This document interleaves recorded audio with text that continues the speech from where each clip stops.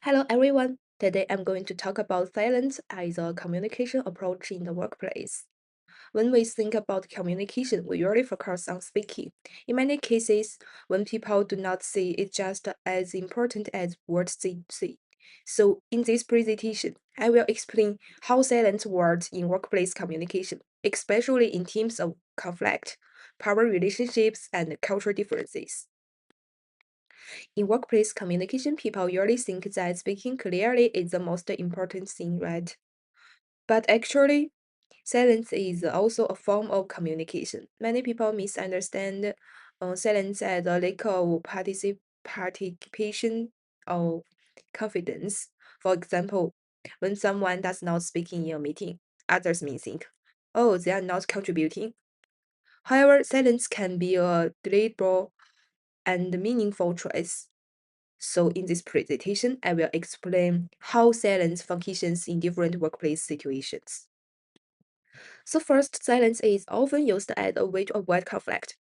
In workplace discussions, especially when topics are sensitive, explorers may choose not to express a disagreement directly. This is because speaking up may create tension or damage relationships.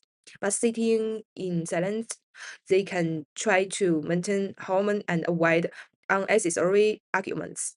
So in this case, silence may become a strength of a conflict management rather than legal opinion. For example, here, imagine a meeting where a colleague suggests a new idea, and a employer may disagree with this idea. But instead of seeing it directly, they remain silent. This doesn't mean they agree this. Instead, they may feel that speaking up could lead to conflict or make a situation uncomfortable. So silence here is a form of indirectly communication. It helps the person avoid confrontation while they have their own opinion. Secondly, silence is closely related to power relationships in workplace. Employers often remain silent when communicating with managers or supervisors. This can be due to respect, fear, or consider about negative evaluation. At the same time, silence from managers have different meanings. For example, when managers stay in silent, it may signal a polar or authority. So silence is not neutral. It means depends on the position and power of the speakers. Finally, silence can be interpreted differently in multicultural workplace. In some culture, silence is seen as a positive behavior. It can show respect, politeness, or careful thinking before speaking.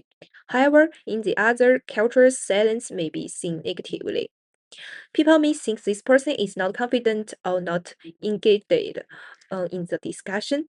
Because of the differences, silence can easily lead to misunderstandings in diverse teams. This is especially important in global workplace today. In the conclusion, silence plays an important and complex role in the workplace communication. It can be used to avoid conflict, reflect power relationships, and show cultural differences.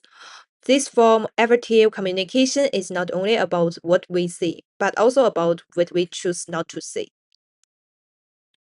By understanding the meanings of silence, we can communicate more effectively and reduce misunderstandings in professional environments. So that's all my presentation. Thank you.